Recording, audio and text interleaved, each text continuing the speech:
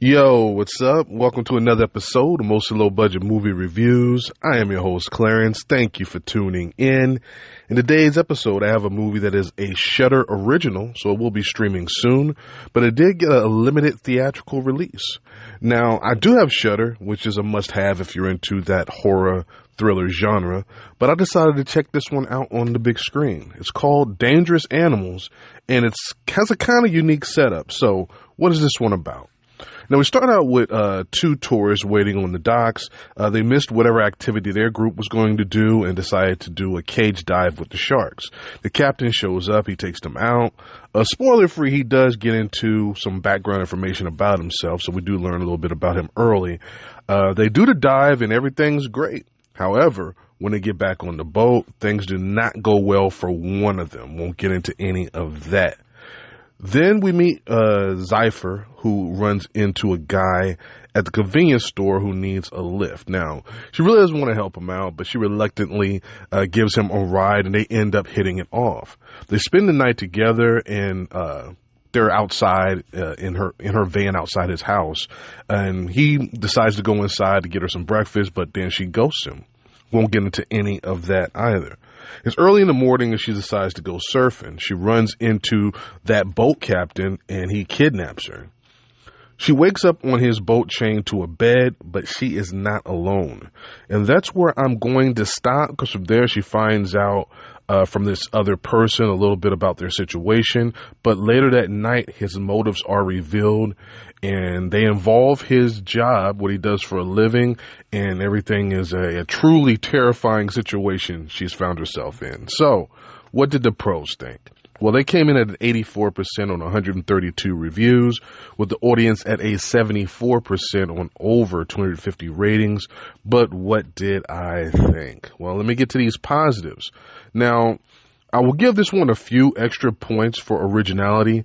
This is a movie about a serial killer that's obsessed with sharks, and he uses them in his murders. I don't think I've ever seen that type particular setup before, so that was pretty original. I do very little research here, as you guys know, but whoever is playing the serial killer, Tucker, he did a really good job. I also enjoyed the final girl's performance as well. She wasn't just this damsel in distress, and indeed, she did match wits with him. Even though the ending was ultimately predictable, I was okay with it because it was, satisfying enough.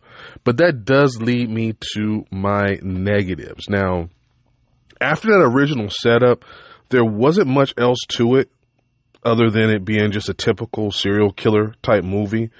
They also made the final girl, Zephyr, inconsistent to keep the story going.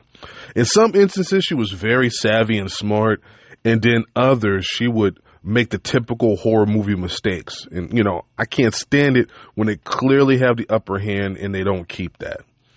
That's okay in some situations. I get it. You might panic and try to run away or whatever. But most of the time, that is just not believable. Self-preservation does kick in, especially when you're going through a long ordeal. So if you crack somebody in the head and they go down and that person's been tormenting you, you would continue to beat them until they were no longer moving, and you might even continue beating them till after they stop moving. So it makes no sense to me when they do the whole, swing, hit the guy once, drop the weapon and run. That's ridiculous. No one would do that in real life. And it's also a little long at 100 minutes. I mean, there was definitely some fluff in there, some scenes that went on a little bit too long, some extra stuff that really wasn't required. This is really like a 85-minute type movie that they stretched out. But I don't want to beat this one up too much. Let me bottom line this one for you. Did I enjoy it? And I'm going to say yes. I will put this right at a 72% to stay consistent with the Rotten scale. Again, other than the killer's weapon of choice, there really wasn't a whole lot original about how this played out. But it was entertaining enough and ended in mostly, like I said, satisfying way. I definitely think you should check this one out when it's streaming. I know they have exclusive rights for a while on Shudder, but I have started seeing Shudder originals pop up on other platforms like Tubi and stuff like that, where they're Shudder originals, but eventually they do come to other streaming platforms. So if you don't have Shudder and you don't want to spring for the $6 or whatever it is, eventually you'll be able to see this streaming somewhere. With that being said, I'll close it out right here. If this is your first time, don't make it your last. This has been a Podbean production, mostly low-budget movie reviews with Clarence. Again, thank you for the support. I appreciate it. Thank you for tuning in.